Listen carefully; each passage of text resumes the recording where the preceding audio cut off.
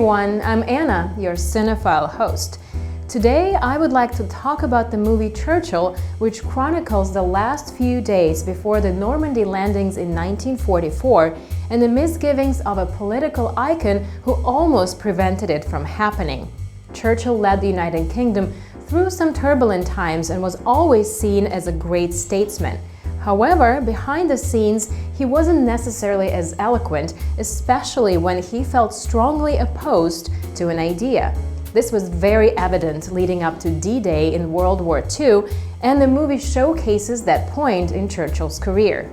So, let's watch Churchill, a movie that will most likely drive you to the history books afterwards.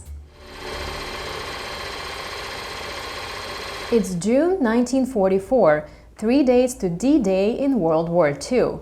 As Prime Minister Churchill walks deep in thought along the beach, to him the waves are red with blood.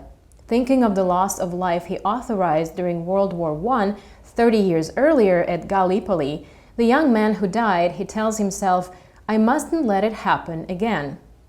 Plans for Operation Overlord, the attempt to liberate France from Nazi occupation in World War II, have already been in place for weeks when Churchill decides to put his foot down.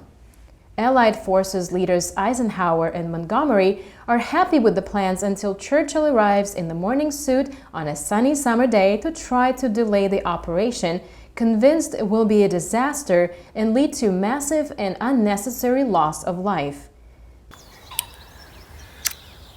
This will be the greatest campaign yet mounted by our Allied forces.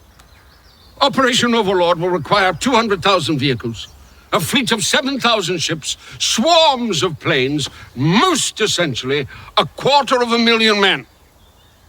All this will be focused in one place, taking the German army head on.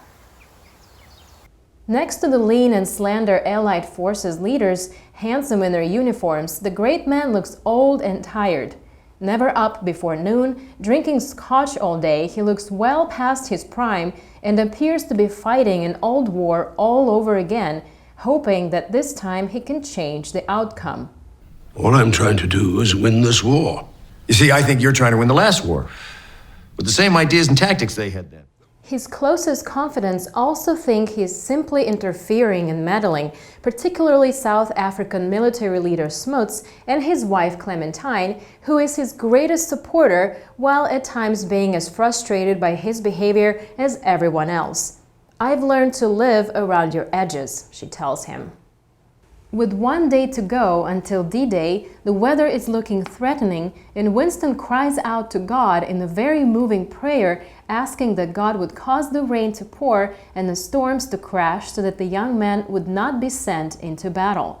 He begs that it will be delayed and replanned, raising a glass of scotch to the Almighty. Ike? You have said that this war is not like the last war. But this operation very much is.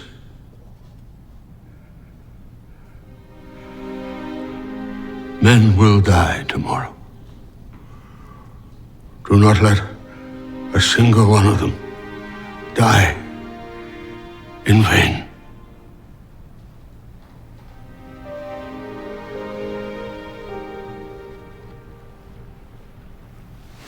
As history has shown, Churchill's fears for the D-Day landings were proven quite false, and the liberation of Europe followed in the months after. Known as a strong, tenacious military leader, we see the human side of Churchill. Winston's strong love for the citizens of his country shines through and is exemplified through the human face of his secretary, Miss Garrett. Her personal heartache for the safety of her fiancé, who is sent on the first wave of boats, brings close to home the reality of the man at war. Ultimately, Churchill must pull himself together to present the kind of motivational D-Day address his countrymen and the Allied forces desperately need to hear, and he does so with confidence and uplift.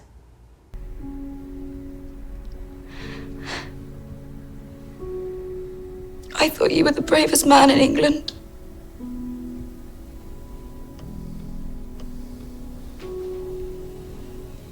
I'm sorry.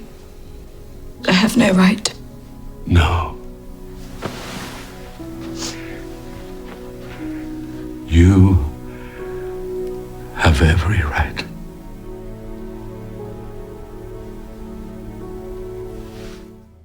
Operation Overlord is known as one of the main events that helped put World War II to an end. As Churchill himself says in the movie, this will be the greatest campaign by Allied forces. The movie offers an interesting look at compressed but crucial few days in Britain's history. The film provides an intimate look at the mind of Churchill as opposed to a detailed account of the events leading up to and including D-Day. The portrait of Churchill in this movie is one of a brilliant, if not unhinged, man feeling the power and glory days of his past slipping from his grasp. We see the Churchill we're used to, the commanding leader, firm in his beliefs, but we also see the depressed, sometimes terrified man behind that persona. I'm your host Anna, and I hope you enjoyed this Cinephile episode. You can find more on Funday website. Stay tuned!